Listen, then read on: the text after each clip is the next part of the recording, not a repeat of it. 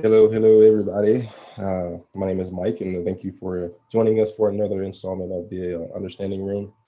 Um, Again, just want to take a quick second to thank all of the subscribers, people who continue to watch us and spread the word. Um, we do truly appreciate your patience with us, um, your devotion to listening and wanting to spread change throughout. But without further ado, got my big homie from South Texas down there. Say what's up to the people one time, Odie. Hey guys, welcome back. Thank you once again for joining us. We appreciate one of our viewers and just hope that what the knowledge that we impart brings some change, brings some thought to you, and allows us all to grow together. Exactly. And this week we're gonna do something a little special. Since our good friend Odie over there is of Native American descent, we decided that we're gonna talk about some of the disparages that has happened throughout history to our Native Americans. Um, Again, we want nothing but the utmost respect for everyone. And I think it's time that we shed a little light into some of the life and the treatment and the history of the Native Americans, the people who were here, who set the foundation for this country. We definitely want to shed some light into their history, into their culture as well. So, Odie, I understand that this is something that you've been very strong about, wanting to speak about, and I'm sure you have a lot of knowledge for us in the history and culture of the Native Americans. So, without further ado, take it over, buddy. Yeah, definitely. Thank you, Mike, for that introduction. And it's something that's real near and dear to my heart, not just because I'm a Native American in the United States, also part Native American from the Mexican side of it. So I have two different tribes within me that always drive me. It's ever since I was a little kid. It's always been something that I identify more with, even more than the American. Being an American and being a Mexican, being Native American to me is so special because of the people that they were. These were people that called savages, were called ruthless, and they were peaceful, wonderful, loving people. And even though there were so many tribes, to me, all the indigenous tribes, were one people. The main thing that I wanted to bring focus to today was how they were systematically obliterated.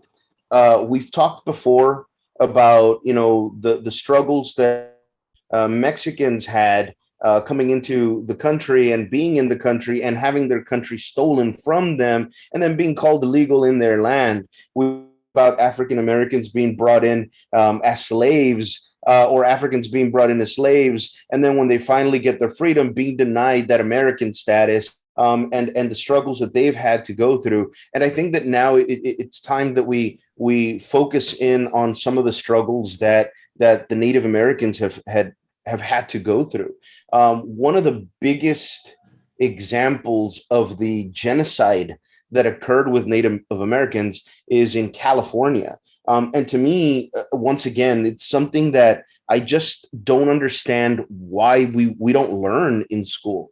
We get taught history of the California gold rush, which happened around the same time as the obliteration of the Native American population in California, but we're never told oh yeah, in order for the gold rush to happen, all the Native Americans had to be killed. In 1849, California, there was a law pretty much, there was an edict where Californians were allowed to hunt Americans. And in just 20 years, from 1849 to 1869, I'm sorry, not 40, 20 years, in just 20 years, about 80% of all of California's Native Americans were wiped out. They, guys, let me put it into perspective. There was thousands and thousands of Native Americans living in California.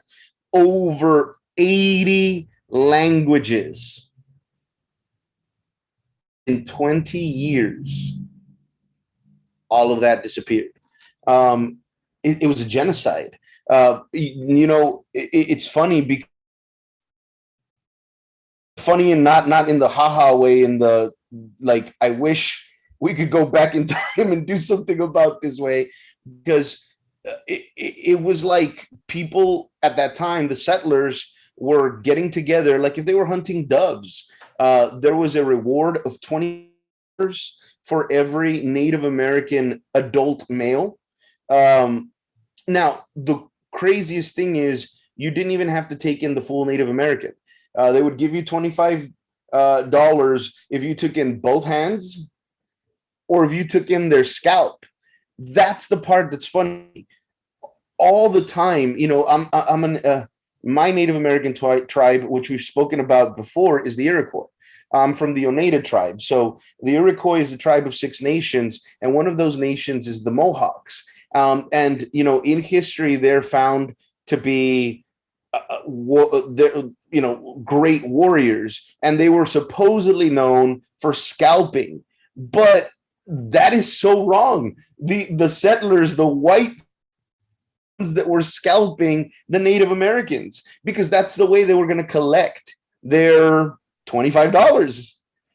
It was $25 for a white, I'm sorry, for a adult male, either the two hands, the whole body, or the scalp, and $5 for children and women. And we're never told that. We're never told that there was a genocide. We're not told in school that the U.S. government participated in this genocide, completely killing off a a a, a people, a group of people, um, and all because of the gold rush, so that Native Americans wouldn't have legal right to the gold, to the land. That's what made our country rich. Again, we talked about it last week, and it's the spilling of the blood of these people that made our country rich. I mean, that alone, to me, when I learned how they callous, you know, killed them, for, again, $25. And yeah, $25 back then might have been a little bit of money, but it still wasn't that much. It still wasn't worth a life. And that's just one example. We get the other side of the road, when with the Plains Indians. When we're talking about the Plains Indians, nowadays the buffalo is regarded as one of the symbols of America. We revere the buffalo again. We tend to uh, skip over the fact that, again, white American settlers were that destroyed that animal, put it on the endangered species. And what they don't tell us, what in school, what no one ever says, is the reason they did it was to get rid of Native Americans. There was a quote that a colonel said, and I couldn't find the name of the colonel that said this. I tried and tried and tried to find it, but I couldn't find the name of the colonel. But the quote was, "Every dead buffalo is an Indian gone. Every dead buffalo is an Indian gone." And I did find who he said the quote to. He said that quote debating Buffalo Bill. Buffalo Bill was a real guy. For those of you that don't know, he was a real man. He was just a dude. He wasn't anything really that special, but he became kind of like the superhero at the time. He was like the Captain America at the time because he was coming out in these little magazines, and it was always again Buffalo Bill versus the Red Indians. Now, to his credit, Buffalo Bill did end up uh, becoming uh, close to the Native Americans and started defending the Buffaloes, started defending the Native Americans. And it was when he was defending them that this colonel said, no, no, no, no, no. Every buffalo dead is an Indian gone, and that's why we should kill them. There were people that would go out and that would shoot. There were people that would go out, hundreds of people at a time, and each one would kill 30 plus buffalo. Imagine that. There's 100 people, 100 times 30. That's a lot of buffalo in one day that were being killed. And that was being done throughout the year. Almost every day they were doing that. And all because they wanted the Native Americans dead. When you completely cut off, I want you guys to understand this. I want you guys to hear what I'm about to say. One of the problems we have with Russia as a country is that they cut off countries from their food supply by putting all their military at the border of Ukraine. Russia's saying, hey, we're not going in.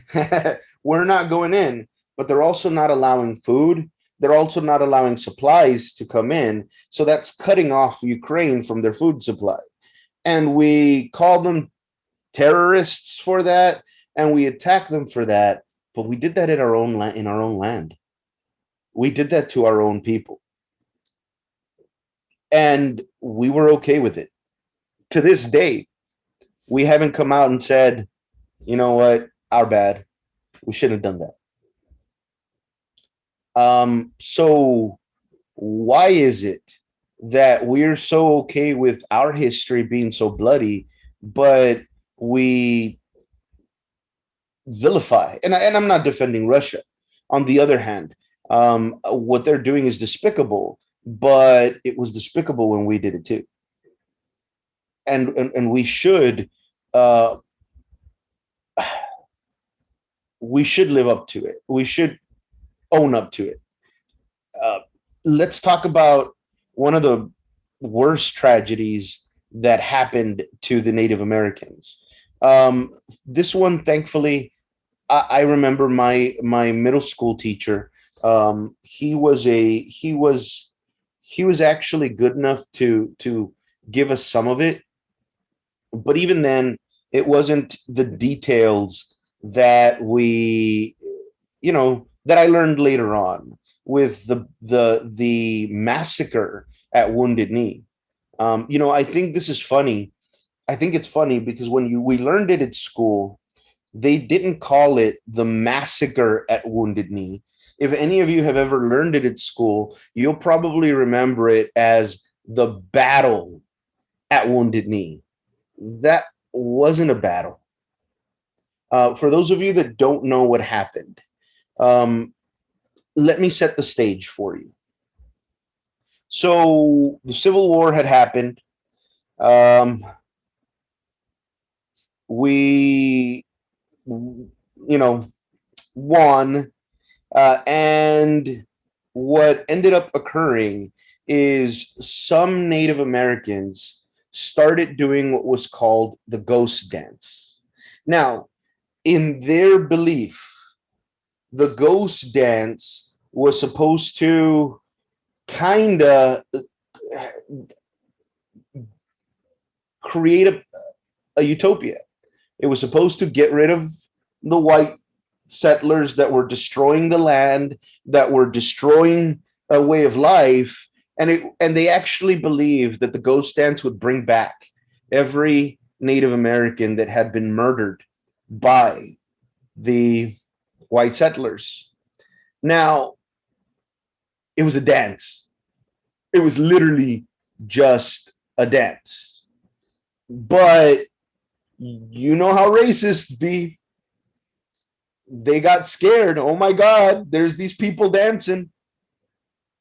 And if there's these people dancing, then they must be up to no good. And they decided, they heard that at Wounded Knee in Pine Ridge, Indiana, the Indian reservation, they were starting the ghost dance. By the way, they weren't. The Sitting Bull and his people were not participating in the ghost dance. The people that were participating in the ghost dance were actually like in another place altogether. The army gets there.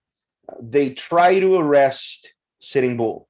Now, at this time, Sitting Bull was 59 years old. And some of you might think, oh, 59 is not that old. Go back, look at his picture. You got to remember that our life expectancy now is a lot higher than it was in the 1800s. So at 59, he was an elderly man. And oops, sorry, somehow a whole battalion of trained military killed this elderly man. And after they killed him, they were afraid that his followers were going to retaliate and decided, let's just kill them all. That day, they killed 150 Native Americans. Half of those were women and children. I'm going to repeat that, guys. Half of those were women and children. Unarmed, not trained to fight, not looking for a fight, just trying to live. And they were killed. Initially, the military lied. Ooh. What do we call that? What do we call that? The fake media? Who's always crying about the fake media? Republicans. They lied and they said that what they did was to defend themselves from an attack that the Native Americans had attacked. It took a while. It took a long time before they started.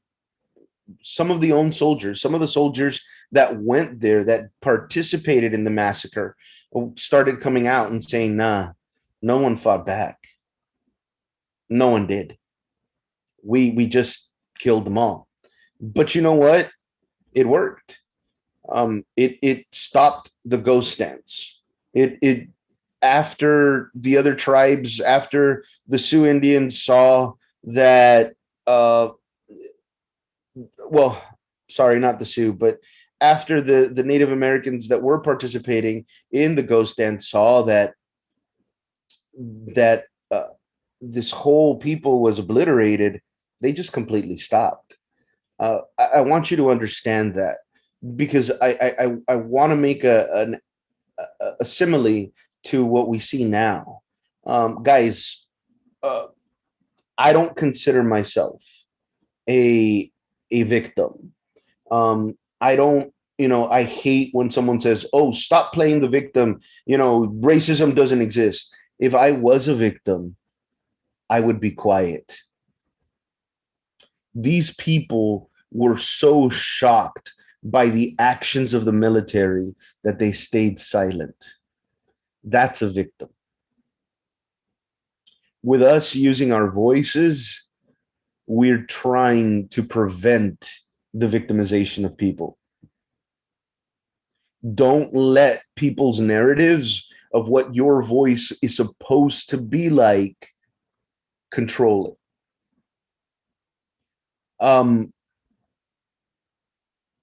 We talked about a couple of weeks ago, and this will be the last little history lesson, and then we'll get into something a little bit more current, but we talked a couple of weeks ago about how uh, some claim, oh, well, you know, the Native Americans entered treaties uh, with the U.S. military or with the U.S. government. We didn't steal their lands. If they didn't want to give up their lands, they should have never made the treaties.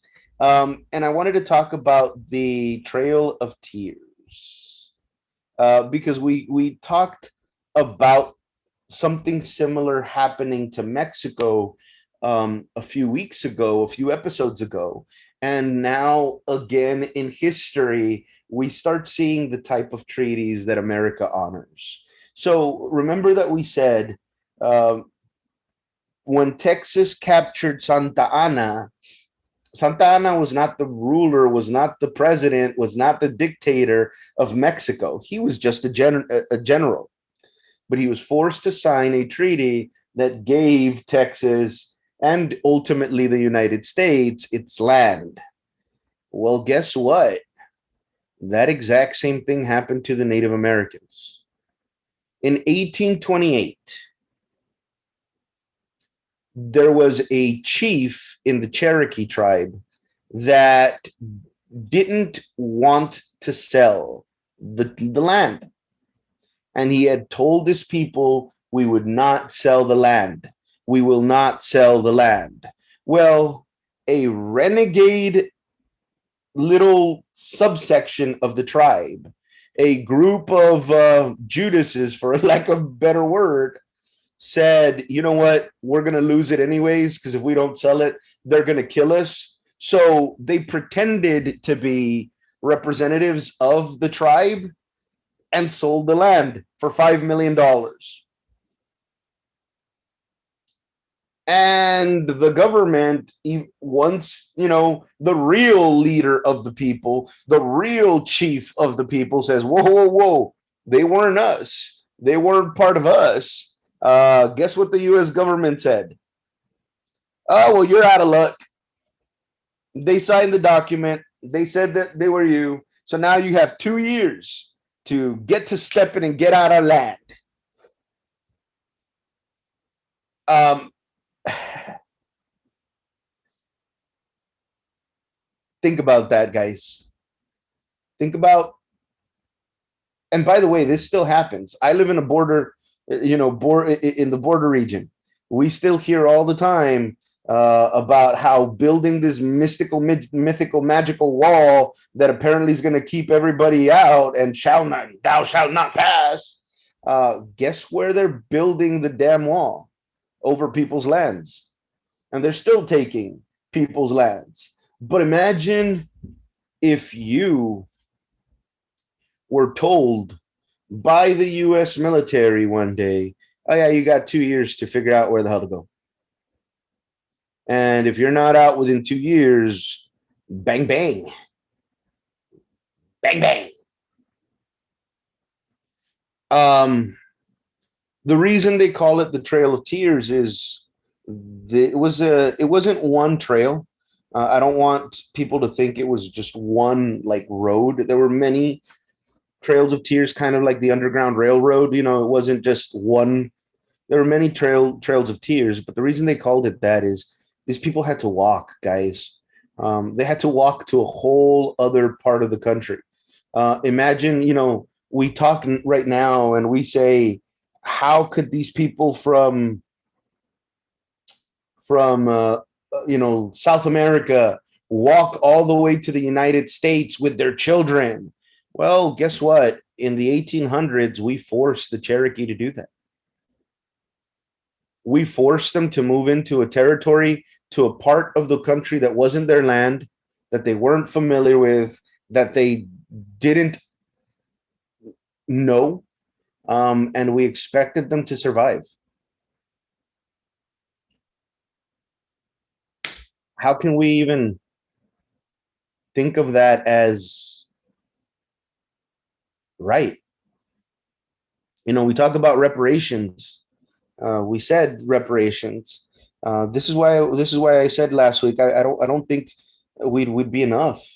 When President Van Buren ordered the rest of the Cherokee that wouldn't leave to be rounded up and taken out, again, think about that. They were being deported from their land, and we were perfectly fine with it. We were perfectly okay with it as a country. We still are. Not good.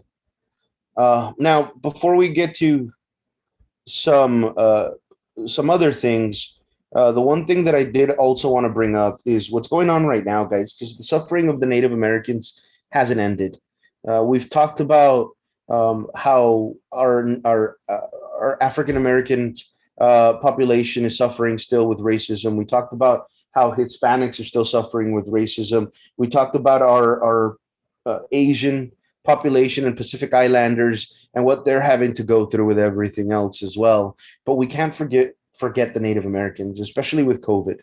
Right now, COVID is killing Native Americans faster than it's killing any other race. It's actually killing Native Americans at twice the rate as white Americans.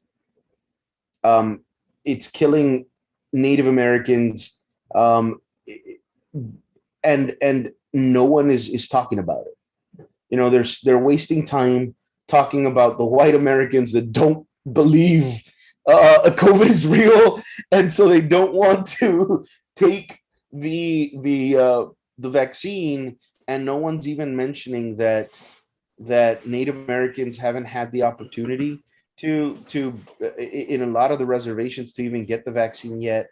They haven't been given that opportunity yet, and they haven't been able to get assistance like other places of the country have. And we really need to focus on that. I mean, 475 Native Americans is dying from COVID and continues to die from COVID. You know, I hear people, and it's so frustrating when I hear the people say, "Oh, the death rate is only 1%."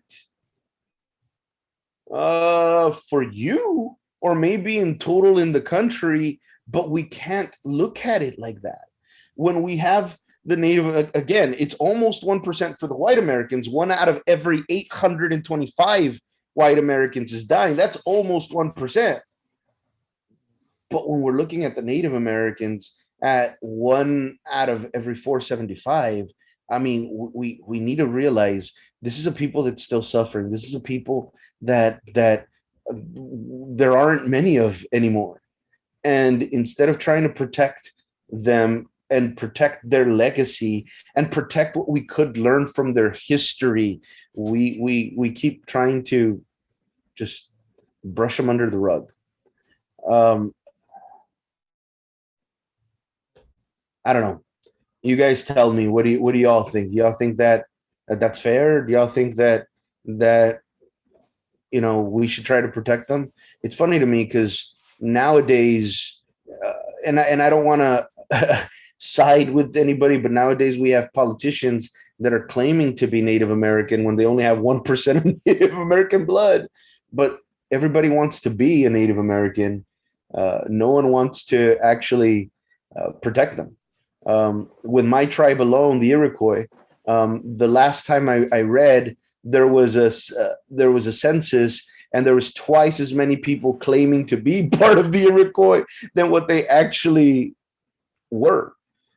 And the problem with that is it's like the cultural appropriation. You know, you want to be them, but you don't want to be them, and it doesn't work that way. Which leads me to the last point that I wanted to make, because the beautiful thing about the Native Americans and all of our Native Americans is their heart, guys. I said earlier they were called savages, but they were anything but savages. One of the things that blew my mind when I was doing some research on Native Americans was their heart. We said this started happening after the Civil War. And one of the things I didn't know, no one taught us this, it would have been wonderful to learn this in school, is that a lot of tribes, after the Civil War, a lot of tribes actually opened the doors for African American slaves, African slaves that had just been freed to join these tribes. And I love that. The Cherokee, the Chickasaw, the Chickasaw, the Creek, the Seminole, all of these Native Americans said, hey, they don't want you as part of their country. We'll take you as part of our country.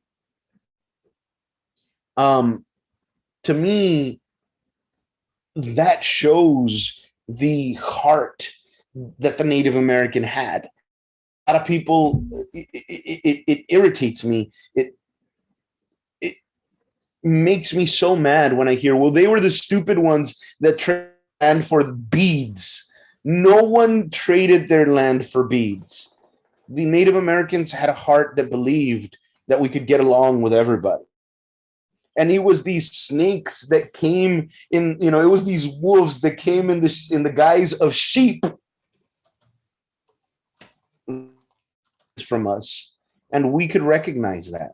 All these nations recognized that the the freed slaves needed a people and needed a place, and they said, "Hey, you know what? Come with us." When we see a lot of the worst part is that when we see a lot of the attacks after this point, Native American slaves were fighting together, and freed slaves and African Americans were fighting together to the oppression of the military. To understand that, because we are America now, and we have still to admit to these atrocities. But the heart of the Native Americans is so big that if we came back and said, "Hey, look, our bad. What can we do to start helping? What can we do to start making this better?" The Native Americans wouldn't hold it against anybody. They'd say, well, let's make it better together. This is why we hate. Some people say, "Oh, what's the big deal about the Washington Redskins?" That's why we hate those stereotypes, because we weren't the savages. We weren't the ones that were killing like we're portrayed to be. We were the ones with a heart that wanted everybody to be one big family. Yes, and it's like I said, like a few episodes ago, that everyone is claiming that you know everybody's wanting this, this, and this, and everything's a political stance. But all we're asking for is peace. That's all we want. That's all we've always wanted. Native Americans, all they wanted was peace. Asians, all they want is peace. Us African Americans, all we want is peace. And it seems like every time we want and ask and request peace, we get met with resistance or get told, "Oh, it's a political thing." It has nothing to do with political. It's a community thing. It's a society thing. It's a social thing. It has nothing to do with politics. Yes, do we rely on our politicians to help take a stand? Yes, but it's coming to the point now where we have to take a stand ourselves. And now that we're taking a stand ourselves, now we're seen as the savages, as we're seen as the people who are making the ruckus. And it takes me to this show that I was watching. I've been watching. I don't know if any of you have seen the show Them, but there's this one scene where there's the black girl in her class, and she answers a question, and all the other white students around her starts making noises, and she gets a slip to go to the office because she was disrupting the class. That's what it feels like for us today. Why is it that whenever we say, "Hey, you know what, we're tired of our sons, daughters, mothers, aunts, fathers being killed in the streets. We're tired of them being unjustly pulled over, unjustly pulled out of their car, unjustly treated, and we want it to stop."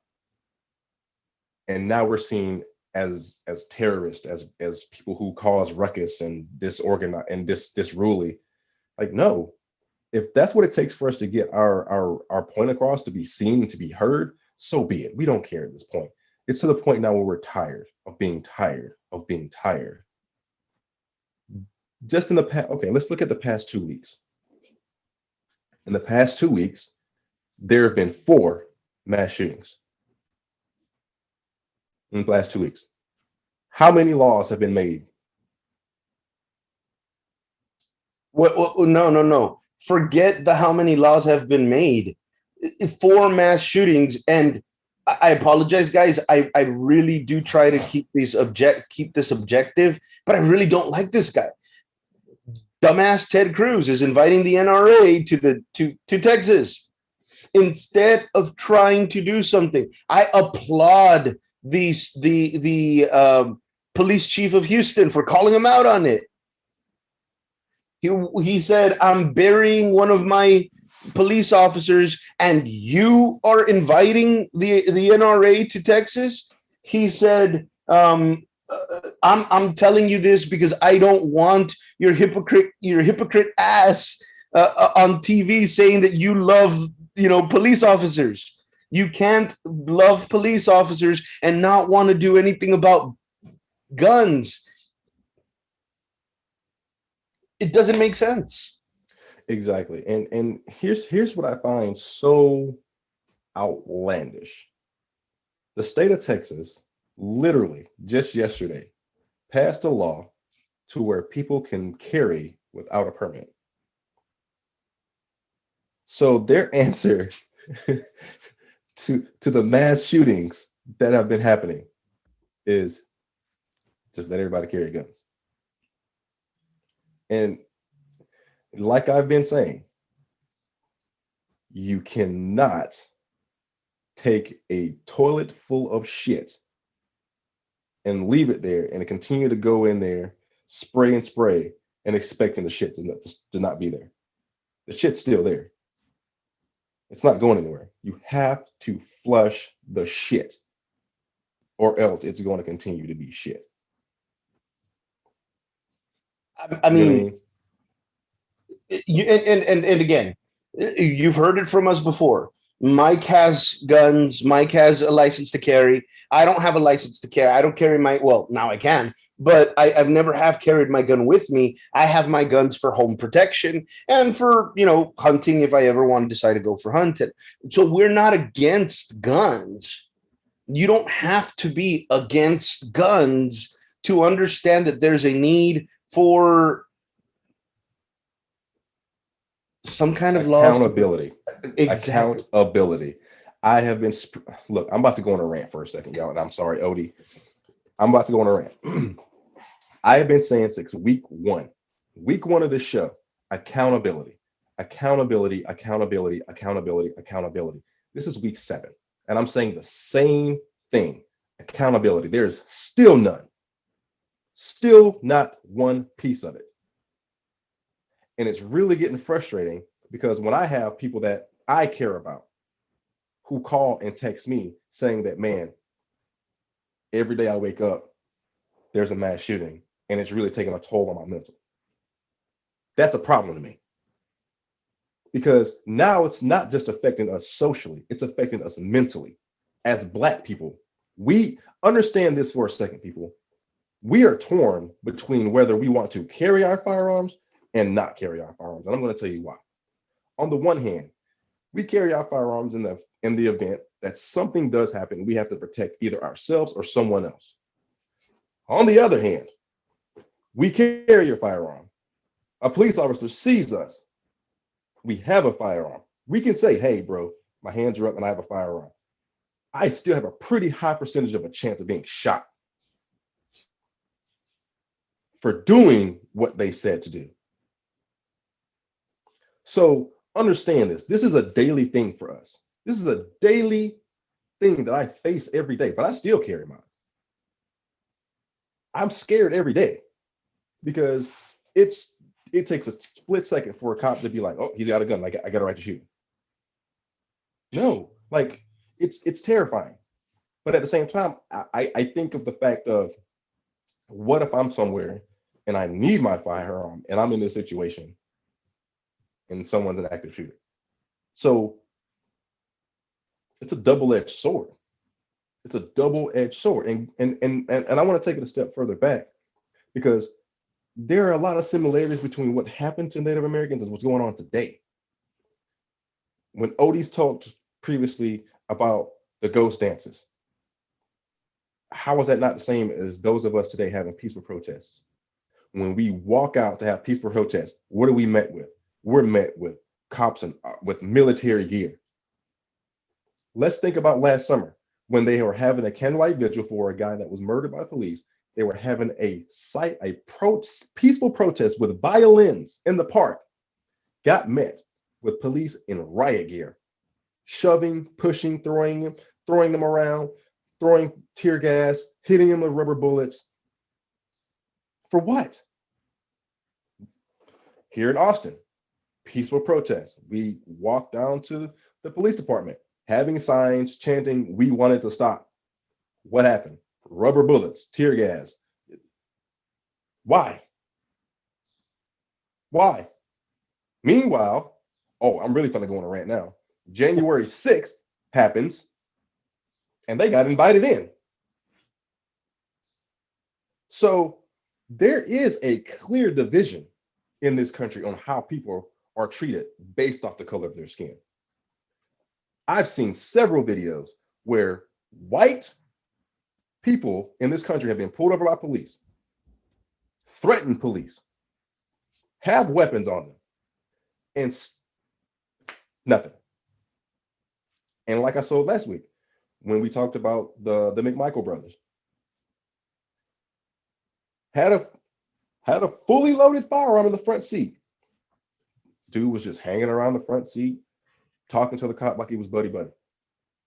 Not one person was like, "Hey, there's a firearm in the front seat. Let's put these guys on their face, put them in handcuffs. Let's keep them detained until we investigate." No, not happened. Didn't happen. And he wasn't part of the police. He wasn't part of any military. He was just some dude with a gun. And then on top of the fact that a man was just murdered in broad daylight in the middle of the street. Police show up, didn't put nobody in handcuffs, didn't detain nobody, didn't say, "Oh, we're gonna put you in over here for while we investigate." Didn't nobody get slammed on the ground? Didn't nobody they got talked to with dignity and respect after they just murdered somebody. Ooh, and I know you wanted to get into this one, and I'm sorry if I'm jumping the gun, but they talk to him with dignity and respect, but then they tell someone else, "Ooh, you about to ride the lightning." Oh, for a damn license plate, supposedly the license plate wasn't visible. I will give this lieutenant all the props in the world because he was smart enough to get to an area that was well lit, because God only knows what would have happened to him had he pulled over where he was at. Oh, by the way, before you move on from that, I've heard and I've seen a lot of people say, "Oh, he should have stopped immediately. He didn't follow the rules." No. We are taught in driver's ed that if it's in the middle of the dark, you turn on your emergencies and you drive until you get to a well-lit area. So don't give me that, "Oh, he should have stopped immediately" thing, because we are taught that in driver's ed. So he did exactly what he was taught. And to those that say that, what do you say to the fact that when he did pull over, he had both his hands out the window when they pulled up? Both hands out the window, not a threat. The only thing that man asked was, "What's going on? Why am I being treated this way? Why are we doing this? I'm in uniform. And if you see that I'm in uniform, I'm not a threat to you. I'm not going to do anything. I just want to know what's going on." Got pepper sprayed for asking, for using his, wait for it, his First Amendment rights that is so vast to everybody else that can say whatever they want to the police, right? People can say, "Oh, I'm going to shoot you. Oh, if you don't stop, I have rights. I have this and I have that." people who are actively resisting and saying, I'm not going to comply with you. I'm not doing this because I have rights. This guy simply said, what's going on? Why are we doing this? And gets pepper sprayed, thrown out of the car, on his face, Okay. and handcuffed. And so I heard this and I wanted to address this on that one. Well, the police officer was Hispanic too, so it can't be racism. Uh, when you are working for a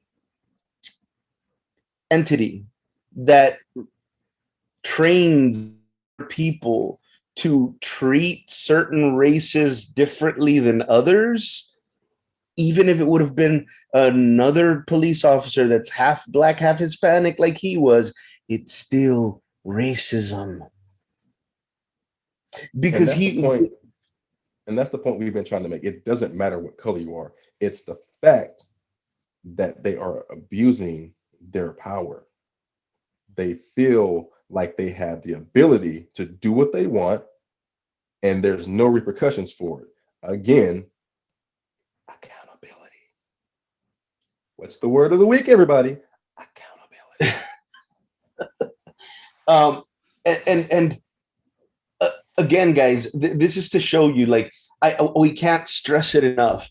We're not trying to make things worse. We're trying to make things better. But in order to make things better, we have to point out what's bad. You can't fix something wrong until you know what's wrong.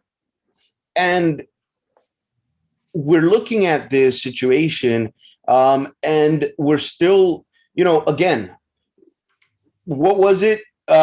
We can't, or our basketball and football athletes can't kneel because they're disrespecting the military, but it's okay for a police officer to pepper spray a active lieutenant in the military just because he feels like it, And tell him he's about to ride the lightning. and tell him he's about to No, no, no, no, ride. no. Hold on. That's not even the worst part. Because when this lieutenant told him, I'm scared to get out, the reply to that was, you You should should be. be. You should be. Why should he be? Why should he be? Is it because he's the wrong skin color? He doesn't have the whites color to go right? Is that what's happening? Because at that point, that's a threat. At that point, you're escalating the point way more than it should be. This guy who is being compliant, has his hands where you can see them, isn't threatening you, is calmer than you are, but he should be scared for what? That is not in, all right, I'm going to say this again to those that missed it the last time. Odie has made this point before that cops, their job is to protect and serve. You're protecting and serving us, the people who pay you with their taxes. So, to make things clear, whenever you interact with people of the public, they're technically your bosses because you work for the public, you work for the community. Let me give you the acronym for COP one more time. It stands for Community Oriented Policing. You can't police without the community. So if you're a danger to the community,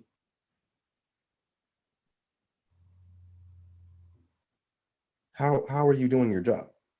Your job isn't to harass and, like, you know, it's to protect and serve.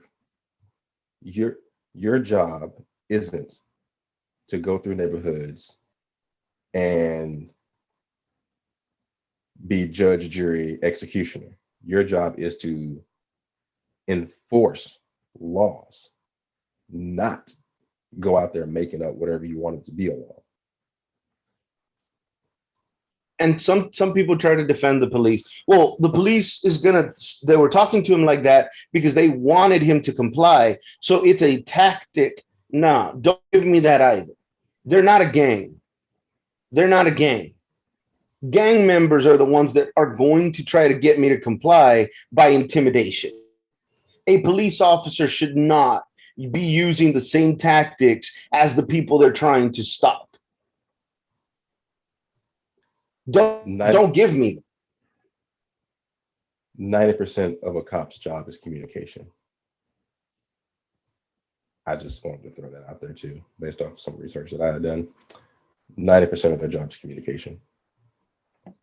The stuff on their belt makes up for the last 10%. Reasonable force is supposed to bring equality to the escalation of force, not to be above or below. It's supposed to be equal at all times. So if a cop pulls me over and I say, "Hey, officer, good evening. What's the problem?" I shouldn't be met with a gun to my head telling me to get the fuck out of my car. That's unreasonable. And go ahead. Oh, go ahead. Finish. And here's one other thing that I wanted to, I don't know if you wanted to get into this, Odie, but this is something that's been just bothering me all week. As a person who owns firearms, and as someone who's done armed security before, I've done it in Orlando. Let's put it in perspective here. In Orlando, where I'm veering off topic a little bit. People think Orlando, it really is. It's a nice city in certain places. West Orlando, not so much. South Orlando, okay. But I've been to areas of Orlando where it's not pretty, it's not nice, it's not lovely, everything's not Disneyland, which technically Disneyland is in Kissimmee anyway, so it's not really Orlando, but whatever, who's counting here? And I've been in situations as an armed security officer. I was armed. I had the same things as a police officer. I had a taser, had a mace, had a firearm, had all that stuff, baton, all of that, right? I can only count out of the 2 years that I was a security officer in Orlando. There's only been 2 instances where I had to draw my firearm. 2.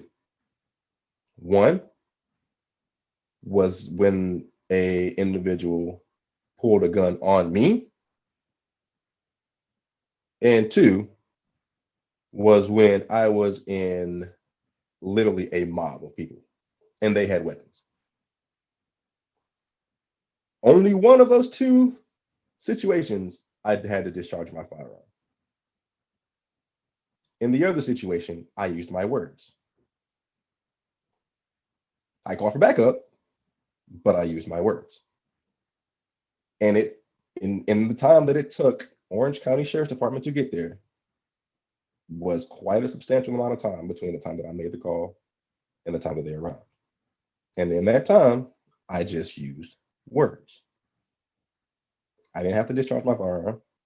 And to be honest with you, I didn't have to point it. I just pulled it out and had it at my side. I was in a just in case environment, but I didn't have to threaten anybody. I didn't have to. And in those 2 years, I've never in my life, never in those 2 years did I mistake my taser for my firearm. So if I can, in 2 years, have that kind of simple, like the understanding and restraint, I'm not understanding how someone who in 26 years cannot do it. Because I too have had interactions with people in their vehicles. I've walked up to people in their vehicles. I've had people come up to me. I've had several instances where I've had to chase people. Not once did I ever do any of that. I understand the job is stressful. Even as an armed security officer, it's stressful because you're looked at the same as a police officer, but the police don't treat you the same. They don't. So I was at the end of both rooms. In the community, I was seen as just like a regular. I was I was seen as a cop, the same as them. I wasn't there to them as someone who was looking out for them, who was looking out for their buildings, who was making sure that their property was safe. I was looked at as a cop, and nobody trusted me, even though I did my job and I did it professionally and I did it well. I was still seen the same way. Police officers, they didn't look at me the same. They thought I was just some wannabe cop, and I was just a college student just trying to make money. I didn't. I wasn't out there trying to be a cop. I wasn't. I wasn't. I never wanted to be a cop. I. It was just easy money for me. It was just something that I could use because of my military background, and it was easy money. And in that time, I learned that the respect of people, I would much rather have the respect of the people that I worked with and the community I was in than anything else, because that's how you go home at the end of the day. Now, I'm not saying to let your guard down. No, I never let mine. I kept mine on high alert, but at the same time, it's how you interact with people. There are a lot of people that I had interactions with who were armed at the time, and I went home because I treated them with respect. You treat people with respect and you give them options instead of demands, you got a pretty good chance of getting somewhere. Um, I've never been in the I've never been a police officer. I've never been a security guard, but Mike, that I've always been a proponent of using your words. Um, I a few years ago, a long time ago now, maybe about 13 years ago, right before I got married, I was held up at knife point, and I talked him down.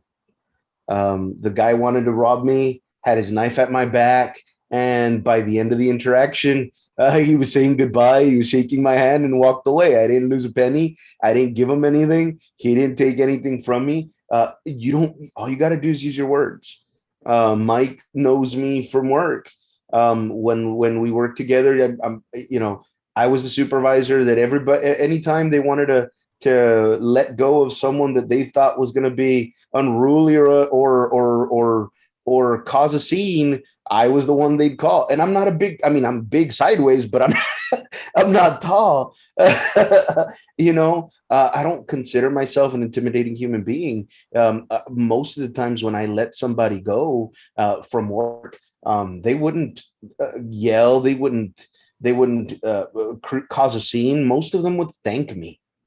A few months ago, my wife and I went to a restaurant, and the waiter looked so familiar to me, and I said, "Hey, I know your face, but I don't know from where."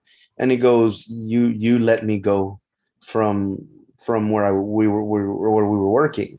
And I said, "Oh." And I'm like, "Oh, good to see you. I'm sure you're doing better now, right?" And he's like, "Oh yeah, like I thank you for letting me go, man. That was like the best thing that could have happened to me. I wasn't enjoying the job. I didn't like the job. Now I like the job that I'm doing." I'm like, "Oh man, well at least I'm glad I was able to help in some way.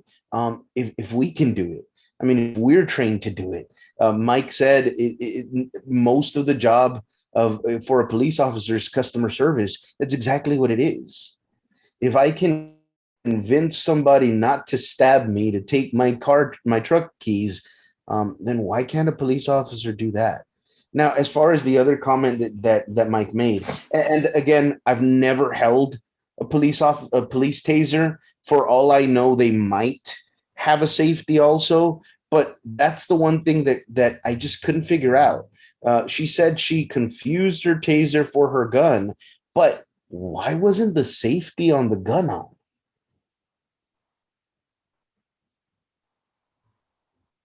Well, I mean, I'm not sure which. If I'm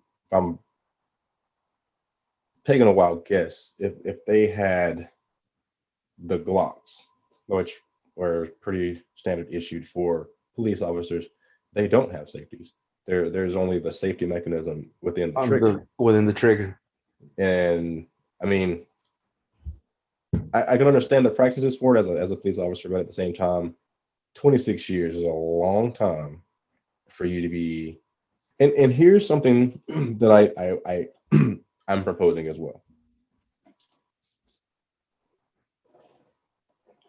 I heard I heard Trevor Noah say this earlier this week, and it's the truest thing I have ever heard. If police officers weren't so quick to pull any weapon in these situations, then there would be less chances for mistakes. Why be so quick to pull weapons when, especially when you're in a situation where you have multiple people against one person?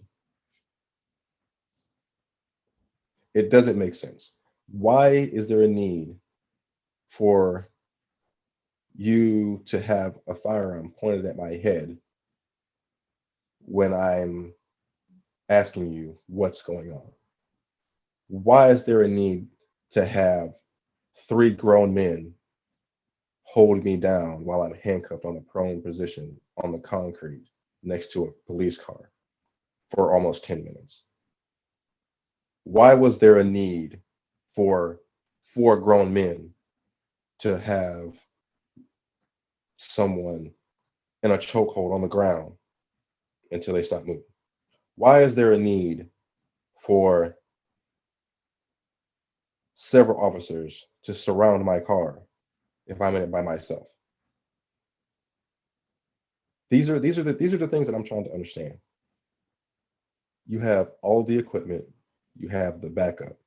If it's a 1 on 4 situation, you should probably be a lot more calm because the numbers are in your favor. Now, if you're in that situation and if you're in the number that's outnumbering the person and you still are that afraid, you should probably look for a different job. You should probably look for Um, a different job. yeah, I mean, eh, look at what, and I know we're not going to go into depth in this one, but look at the little kid, 13-year-old. They said, oh, he had a gun. Now the footage comes out. He didn't have a gun in his hand. Oh, well, he had one before. He's a 13-year-old little boy. You're telling me that an adult man is afraid of a 13-year-old little boy, but he had a gun. But you have a body armor. Like, That's like me saying, I called in, I used my tank to take out a wooden house because I was afraid of the wooden house. Dude, you have a tank. What do you need a tank for? It's a wooden house. You can go blow it over. That's the equivalent of this situation. The tank shot the wooden house. and we're not saying they're saints. Like, we're not saying they're saints, but at the same time, they're not hardened criminals. A hardened criminal isn't going to wait for you to a hardened criminal isn't going to run from you. They're going to attack you. I'm not a hardened criminal, but I like to fight. And when I was younger, if you were squaring up to me, you best know I'm going to be the one that's going to throw that punch because I'm not going to run from you. The only time I ever ran was when there was 6 of them and 1 of me. And the reason I ran was because I was afraid. So the reality is that their excuses or, oh, I shot him because I was afraid that he had a gun. You're not. It doesn't make sense. I'm not buying it I'm not. because the reality is that you know the difference. I know the difference. I've met hardened criminals, and I've met people that are just hang out with the wrong crowd. And especially with the kid running away. I'm bad with names, Mike. I'm sorry. The excuse that I Adam keep Toledo. hearing is, huh? Adam Toledo. Adam Toledo. That he's a 13-year-old. No, I'm talking about the one shot um, running towards his car. Oh, Dante There's Wright. Dante Wright. They're saying, oh, well, he was running towards his car, running away. He had an arrest warrant. I've had an arrest warrant out for me. I didn't even know about it. I had in 2004. I was in the hospital for 6 months. My kidneys failed. Apparently, according to the San Juan PD, at some point while I was in the hospital, somebody got pulled over with my name and they got the wrong guy. And when I get married in 2012, I get a letter to my house from the city of San Juan saying, hey, you've got an arrest warrant out for you. I had to go to court and I had to show proof that I was in the hospital at the time they said I got my speeding ticket in order to be able to get that expunged. So if a person that's never gone to jail has an arrest warrant and he doesn't know about it, what? Like that doesn't justify that. Even if he had a valid arrest warrant, which he did, it doesn't justify death. We're in a society now where everybody look. I am for capital punishment for child rapists, for rapists of women, for murderers. For I am for capital punishment. I am not for capital punishment for someone that committed a petty crime. Now, we do you like his warrant was because he failed to appear in court. That's what his warrant was for. It wasn't because he was like involved in a murder or anything like that. It was because he failed to appear in court. Now, again, not justifying it, not justifying the fact that he tried to run, but again, you had three officers against one guy. Oh, And wait. Three officers with their hands on their weapons for no reason. this is the point we're trying to make here. Small petty crimes and stupid traffic stops are not valid reasons to be aggressive. I understand you want to keep your guard up. Understandable. But if you start out aggressive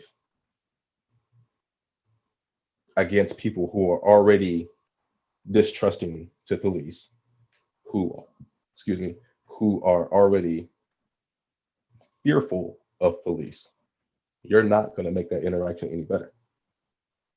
It's going to create an anxiety that that some will never understand. Some will never understand the anxiety that comes over people when cops pull up behind them, when those lights come on.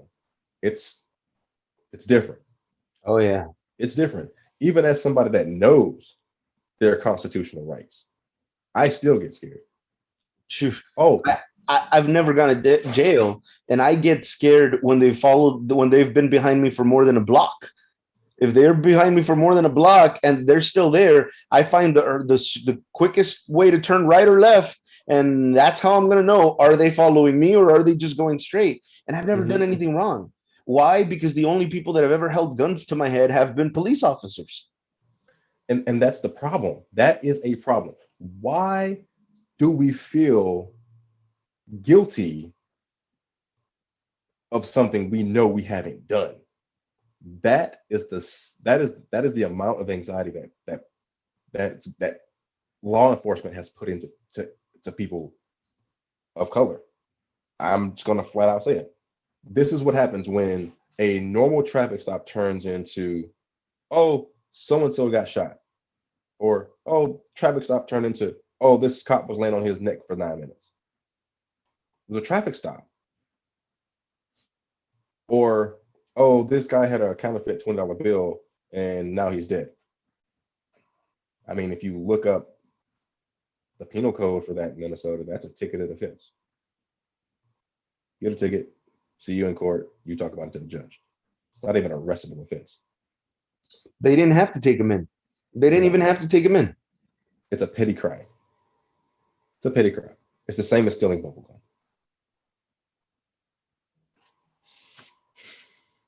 Like, people are losing their lives over senseless interactions with police. Additionally, people are losing their lives over senseless acts of violence, like the shooting in San Antonio a couple days ago, like the shooting at the FedEx plant a couple days ago. And like I said at the beginning, there have been more talks about voting than there has been about gun violence. They are still on this same crap about voting in an election that was proven to have Russian interference in it, but they're going to make laws more strenuous for those who came out and voted legally and the right way. Not understanding. And yet still, here is another point that I want to make. Reality Winner is still locked up for doing her damn job. She was the first one to say, hey, Russia's interfering in our election. She's locked up still to this day. And all of a sudden I hear this years later, like, oh yeah, we proved that already. And yet she's still locked up for doing her job. So I've learned that in America, rich white men are scared of two things: minorities using their voices and women. Because every time a woman speaks out against them, oh, they're a threat.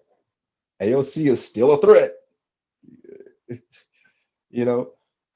Oh, yeah, man. You know, with going back to the gun thing, I agree with Dave Chappelle. I can't remember which one of his specials it was that he said this, but it cracked me up because unfortunately it's true. When he says the only way we're going to get gun laws is if every black man starts carrying a gun. Once we are the ones that have the guns, then they'll create the laws to prevent them. Guys, it shouldn't be that way. You know, we love our country. Again, I want to make that clear. We love our country.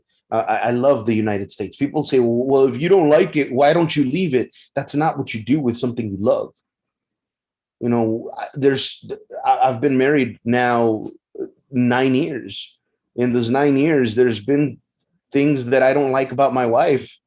I'm still with her. Just because I don't like those few little things doesn't mean I'm going to turn around and say, oh, that's it. We done. I love her. And I'm sure, I am sure there's a ton of things she doesn't like about me, but she's still with me. Because when we love something, we work hard to improve it, to make it better, to make it work. And we point these things out not to disparage our country, but on the other hand, to show that our love for it is strong enough to point out the injustice. Absolutely. We were gonna. Did you want to talk about the case, Chauvin case? Oh, absolutely. Oh man, I've been waiting for this. Oh, let's. I'll start it off. I'll start it off with the shocker this week for me. The shocker this week for me was the defense attorney asking the judge for an acquittal. That's pretty ballsy. What? Yes. After all the evidence that the prosecution has put forward, look, I'm gonna say this. I'm gonna say this. This defense attorney gives absolutely zero crap because you have sat there and listened to this prosecution call 38 witnesses and heard how they just blew your case out the water. Everything that you tried to say has been just poo juice. And then it's time for you to come about, throw your couple witnesses on the stand. They get decimated on the stand. And now all of a sudden you're like, well, the only thing I got left is try to go for the acquittal. That's all I got left. And his reasoning for wanting it the acquittal. He's saying, "Oh, the prosecution hasn't made it a concise like play on when there was abuse of force. Some people say there was abuse of force at this point. Some people say there was abuse of force at this point. There's no, there's no opinion. Like their opinions don't match. All of them have said there was abuse of force. So it doesn't matter if it started at the beginning. It doesn't matter if it started in the middle. The fact that there's been abuse of force means they all match in what they said." But here's my thing. If there is a excessive amount of force at the beginning, middle, and end, how are you questioning it? Because if people are seeing excessive force throughout the entirety of the 9 minutes and 29 seconds,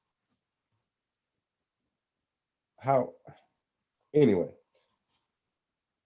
I think the best thing that he did was exercise his Fifth Amendment rights and shut the hell up. Because had he been stupid enough to get on the stand, the prosecution was going to eviscerate him. They were going to dismantle him limb for limb, and they were going to make him, in his own words, by answering the questions, say what he did to George Floyd was not only wrong, but it was excessive, and he just did not care.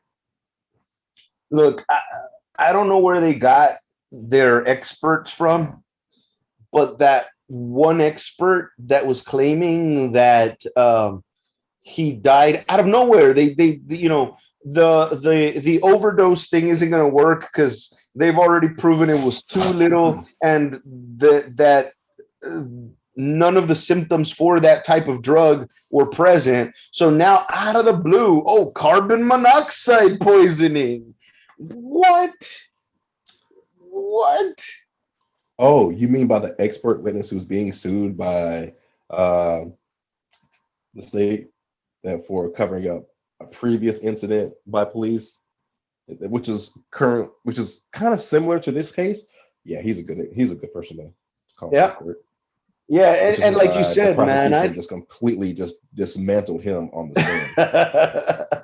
I loved it. I loved it. I And for loved it. I'm sorry for running, and for anyone who wants to see that, I will be leaving a link for that down below. So get ready for that. It's pretty funny. Oh yeah, it is. I love the fact that the prosecution pretty much made him admit that there was excessive force when he's claiming there was no excessive force.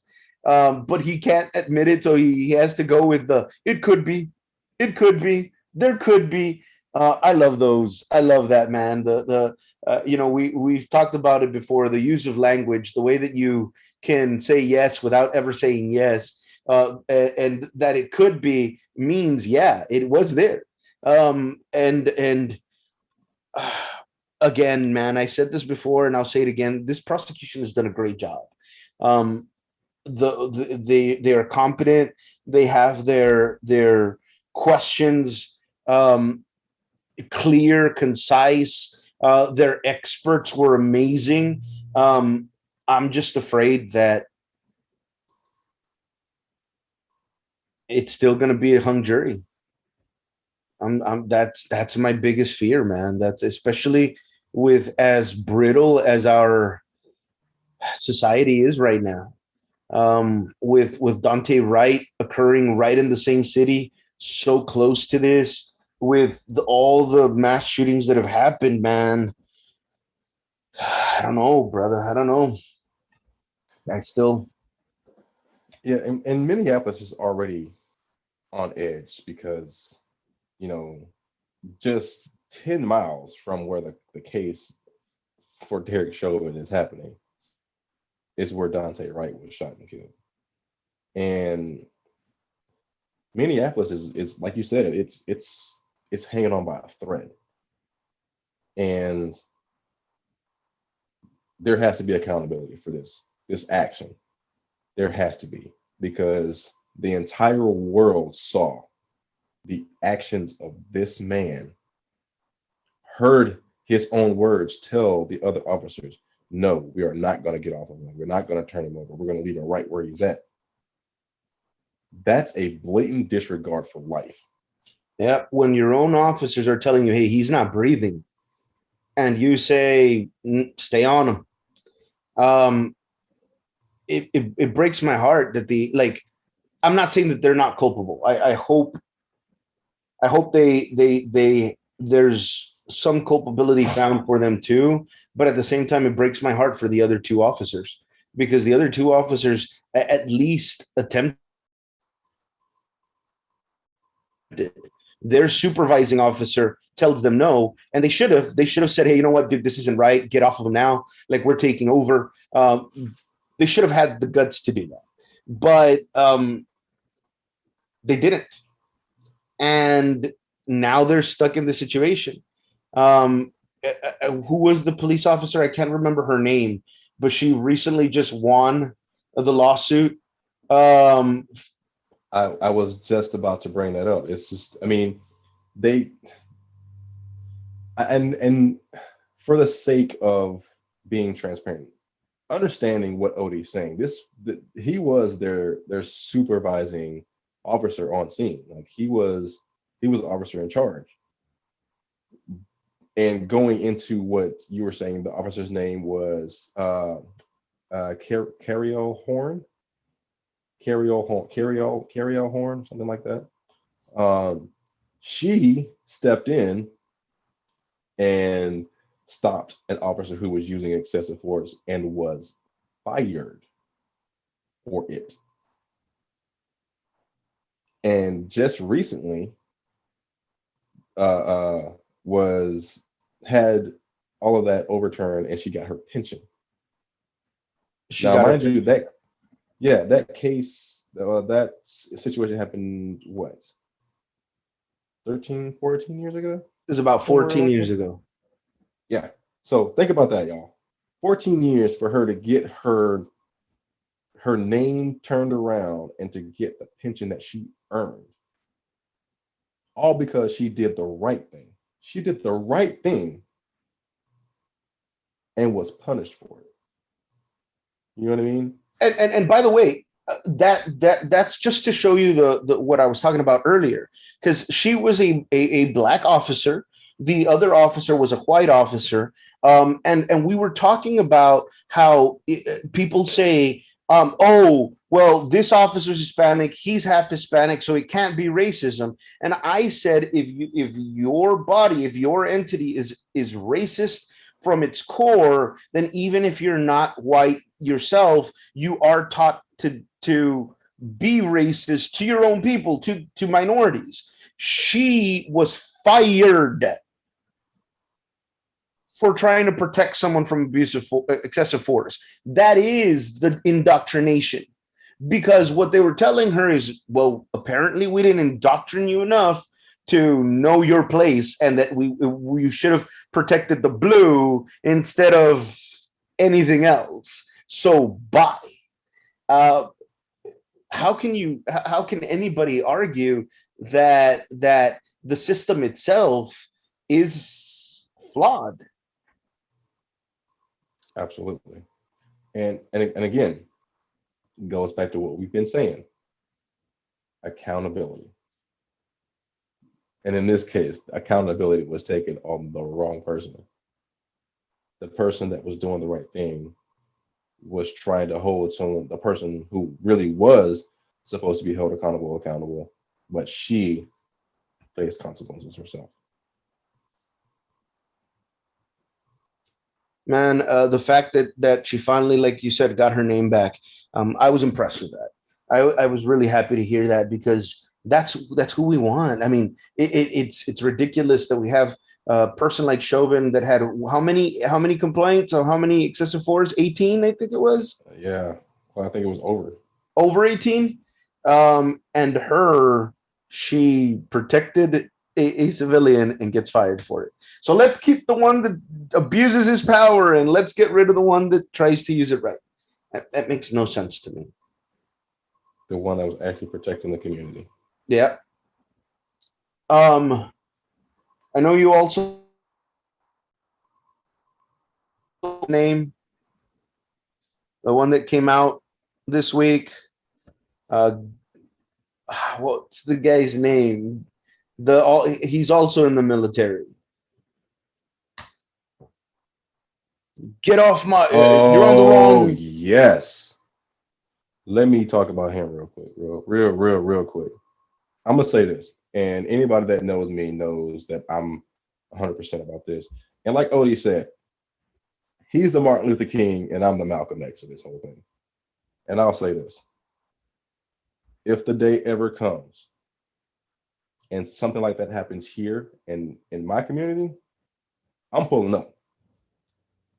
You're gonna have to see me because it's easy to be tough with somebody who is inherently weaker than you. It's easy for that. But I guarantee you, if somebody like me who's 6'3.5", 240 pounds pulls up, you ain't gonna be too quick to do that. So again, never will that happen here in my community because I will pull up. I will. Secondly, as a veteran, that is unacceptable. That is well under the standard that any branch of the military holds any of its troops. Any. You are held accountable for your actions on and off duty, in and out of your uniform. Your job isn't to bully, isn't to, go on these tirades and be, Mr. Big Badass. Your job is to protect the people who are around you. So if there was an incident in your community, it's not your job to go out and forcibly remove anybody. That's not your job. You're not a police officer. That's their job. If this individual did not belong there, the best thing for you to do is to do what your supposedly what your wife said, call the police, get out of the way, let them handle their job. The fact that he felt compelled to the point where he was able to not only put his hands on him, but to threaten him with physical violence, to me is very upsetting because it just goes to show if this guy is like this in his community, what is he like in the uniform? How is he treating military personnel that look like this young man? Hazing is real in the military. And those Oh, that very speak out real. about it, they're the ones that get punished for it. And it's insane to me that the actions of this man, he was so comfortable with his actions. And the fact that he knew he was being recorded was not an issue to him. It didn't stand him down, it didn't nothing. He felt more compelled. And I'm going to say it without saying it, but we all know why he felt as emboldened as he did. I. will say this: the only thing, this one I'm having a little bit of trouble with because I don't know what happened beforehand. Like the video that was released started when he was already the issue had already escalated. And I'll say it this way: something actually very similar happened to me not too long ago. My wife was going to buy dinner. It wasn't that late. It was around 7:30, and she was gone less than maybe 30 seconds when she opens the door and says, "Babe, can you come out here?" And I go out, and there's this guy. I'd seen him walking around the neighborhood before, but I don't know him, don't know his name.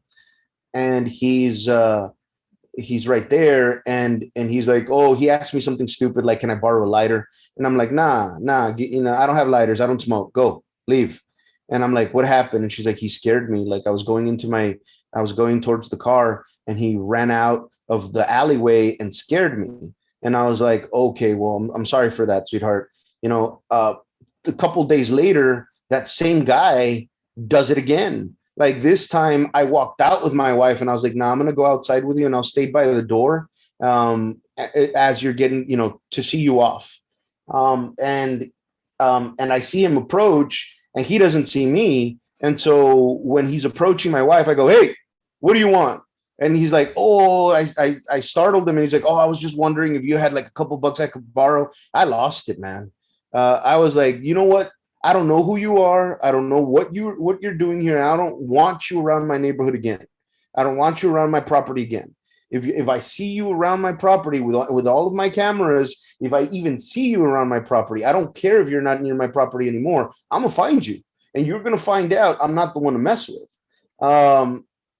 Sure enough, about a week later, we saw on Facebook, the busted newspaper.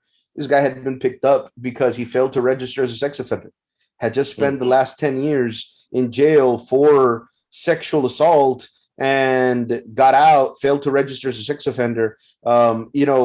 It gave my wife a bad vibe. It gave me a bad vibe for a reason. And, had I been recorded at the wrong time when I was telling this guy something, I might have looked like I was being the bully to him. The one thing that I do not agree with, and this is the point that I want to make, is like Mike said, he put his hands on this guy. I never put my hands on the guy that I confronted. Did I threaten him? Yeah.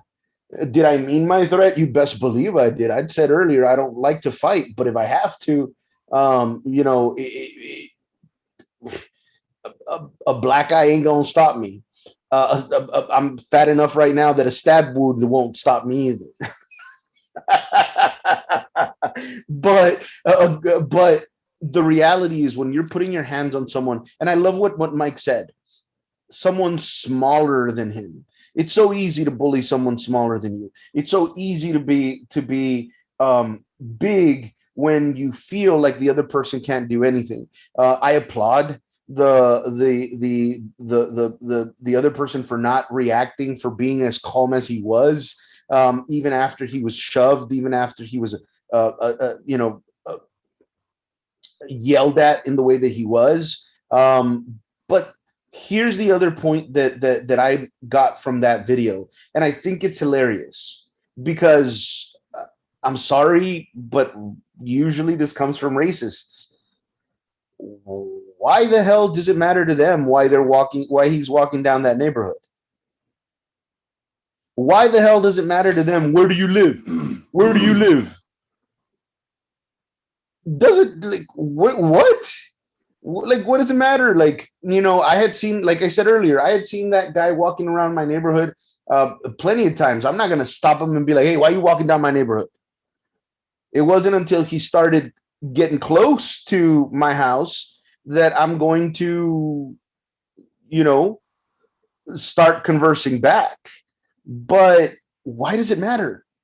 Why does it matter? What if what, even if he's not from that neighborhood, what does it matter? Can he be visiting a friend? Or are you saying that someone that looks like that can't have friends in that neighborhood? It honestly didn't look like that good of a neighborhood to me. I just want to point out that he did mention that how they were a tight knit community or neighborhood, where was that tight knit community the next day when like 800 people showed up? Yeah. I mean, it goes to show you, you being an asshole isn't going to get as much praise and attention as you think. You know, the people that saw that knew it was wrong. That's why they didn't come to your defense. Um, Like I said, his own neighbor released the video. You a tight knit community. Hey, my neighbor sees something wrong, sees something in my house. They're gonna come talk to me. His neighbor said, in the interview with his neighbor. I don't know if you've had time to watch it, Mike, but in the interview with his neighbor, she said, if he could be like that to this person that he doesn't know, then how could I feel safe knowing that he could snap like that with me at any point?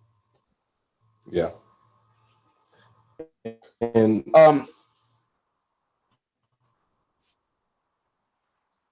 Go ahead. and I was going to just reiterate what you were saying. It's just like, and it's like I said before, like if he's like that with somebody he doesn't know, imagine what he's like with to those troops that he's supposed to be training. You know what I mean? It just kind of it just I mean, again, don't know the whole situation beforehand, but the fact that it escalated to the fact to where he is like, you know what, I'm trying to walk away, but you're following me. I just want to walk, like leave me alone, like, and you're continuing to try to be intimidating and telling him he's in the wrong neighborhood. Like, what is this? Is it 1930s? Like, what? I didn't know this was still happening. You know, so it's disgusting that people will still treat people this way, and really for no reason. Now, with that said, I did want to bring something else up about the situation, just for transparency's sake. And this is where again maybe we differ. Again, Martin Luther King, Malcolm X analogy that we've made before, but uh, we're not we're when the 800 people show up and start breaking windows, start doing that, guys, remember, uh, we make them look worse by not doing stupid stuff like that. When we start attacking them, we justify their fears. Please, please, please, people, that are out there listening to us, don't justify their fears. The more you make their fears look as what they are, stupid and ignorant, the more we win. The more we do to justify their fears, then the more power we give to why they do the things they do. Don't be the KKK burning crosses in the lawn. That's not us. That's not us. Especially, I don't know if he has kids, but especially if he had children, the children aren't. It's not their children. It's not the children's fault. Their dad is a piece of nothing, and we do this some things like that. And now what we've created is we've created a child that is seeing their dad, who's probably their hero, defending them versus the multitude, and that kid's gonna grow up hating the same people the dad hates. Absolutely. So a lot of stuff's been happening. Uh, situations, a lot of violence. I'm just gonna just put it out there. A lot of violence has been happening, and like Odie says, we have to bring it to an end. We have to come together. We have to work this out. Um, Going back to Odie's history lesson, um, where we went from, the Native Americans doing everything to help try to keep the settlers from freezing and starving to death, to them pushing into their lands, forcing them westward, forcing them until they completely annihilated them. And again, no accountability for it. Like you said, not even so much as a, you know what, we messed up. Let's talk about it and try to come to some sort of resolution. There's been nothing. So if we can stop that from happening again by having these dialogues, we can definitely try to keep history from repeating itself. Again, the shootings at the San Antonio airport and at the FedEx warehouse. I mean, this has to come to an end, people. Like we really need to come to some sort of resolution on this, because it's getting to the point where mothers, fathers, sons are burying loved ones at such a rapid rate that it's getting ridiculous. Um, Lawmakers, please, let's do something about this gun violence. We need whatever we need to do. Something needs to be done. The same aspect and the same urgency that the voting, however you look at it, was taken, the action that was taken about voting. Let's do the same thing about gun violence. Last thing I want to talk about is my boy Mitch McConnell and his warning, we're going to call it, to the companies that are standing up for um, standing against the voter suppression bills. And he's him saying that it's stupid for them to take stances on these issues, but it's okay for them to contribute politically.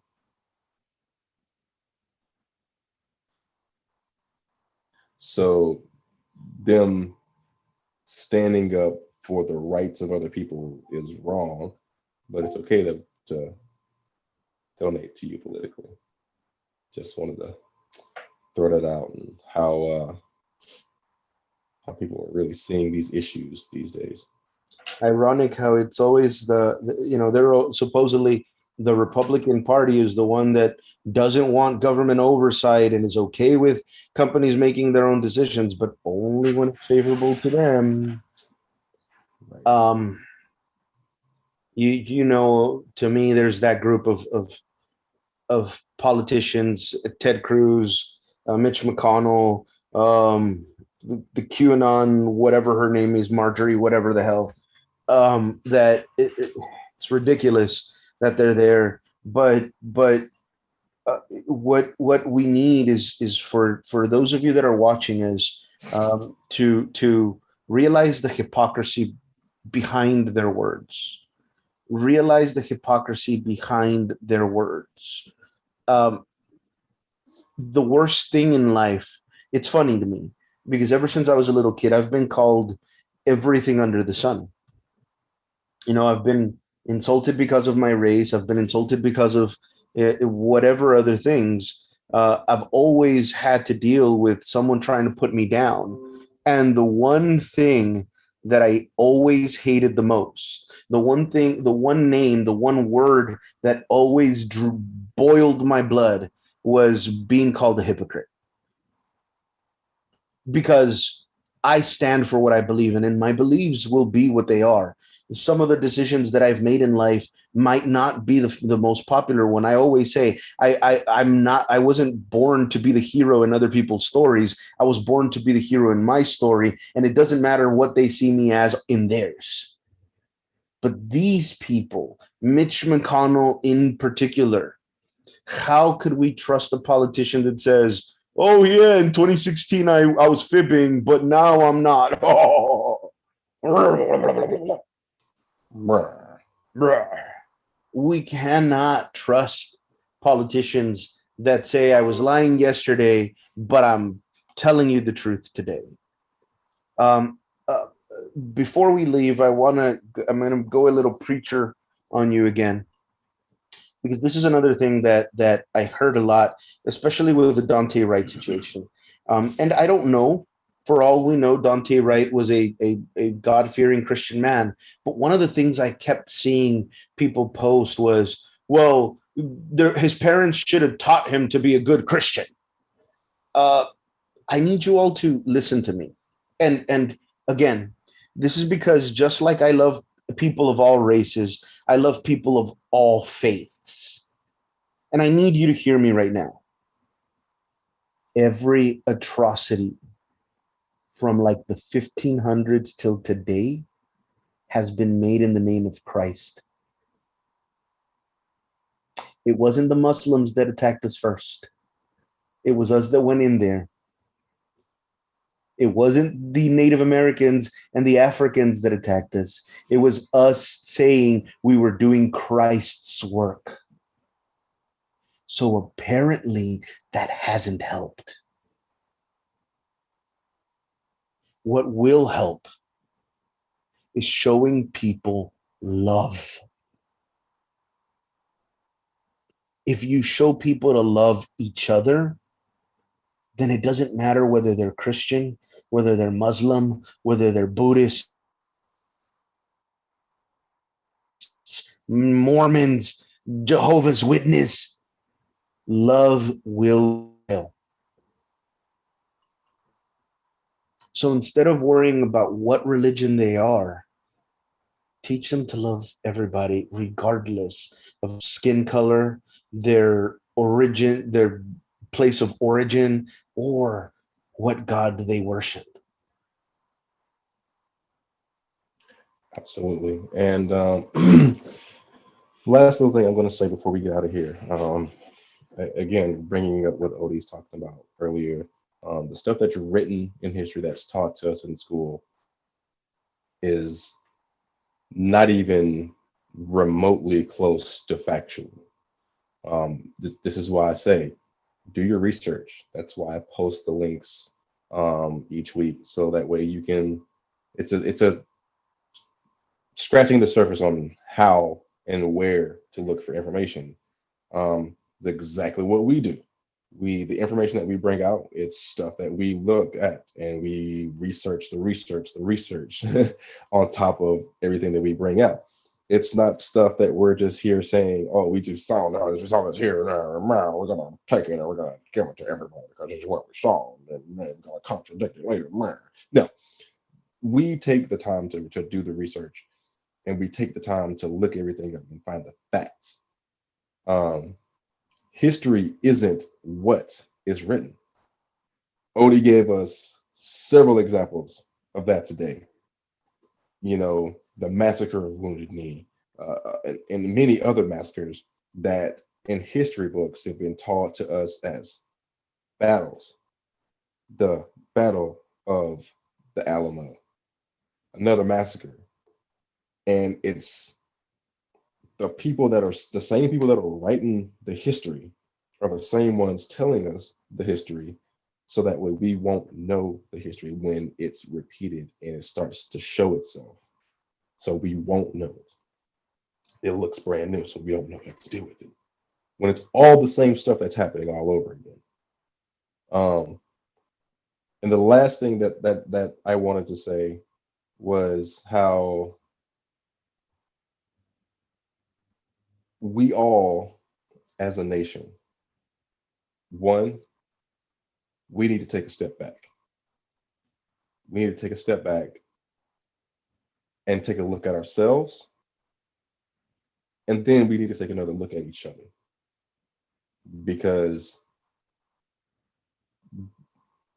all of the senseless violence that's happening in this country, all of it can be avoided.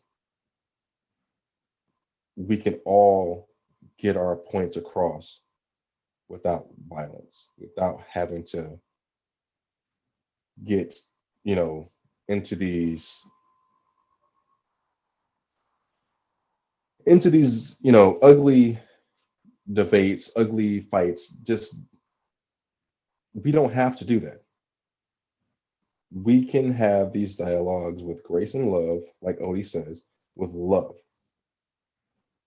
and try to understand each other. And lastly, policies won't change until we stand together and ask for these changes together. I always say, when people ask me, well, when you talk about Black Lives Matter, that means that Black lives are more important. No, no, no, no, no, no, no, no, no. It's not what we're saying at all. We've been saying it since week one. We say this because we don't want to stand in front of you. We don't want to stand behind you. We want to stand with you.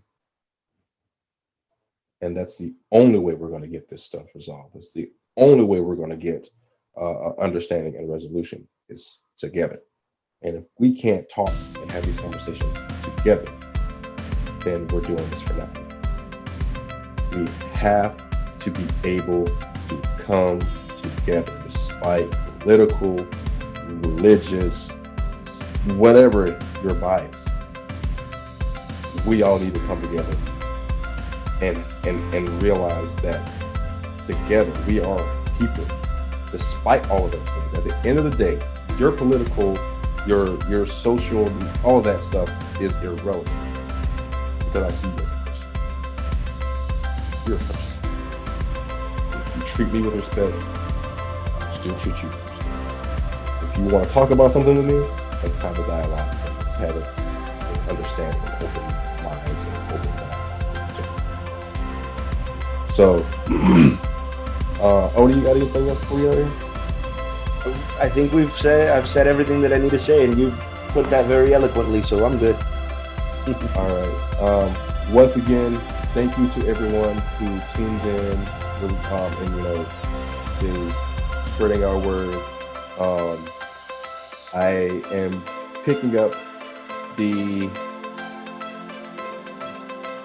official Understanding Room t-shirts today. So hopefully next week, I can try to get you yours by then.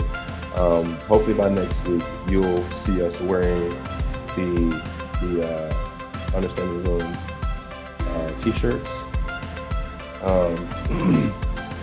If you are interested in getting a shirt, again, follow me on Twitter. I can get your size, check your order, and we can definitely make sure that you get the shirts. All proceeds will go to Capable Kids down in South Texas. And we are going to try to change the world one day at a time. And like I said, it starts with us taking a step back and looking at ourselves and then coming together and looking at each other. So until next week, everybody, please be good to each other and keep understanding each other. Y'all have a good one.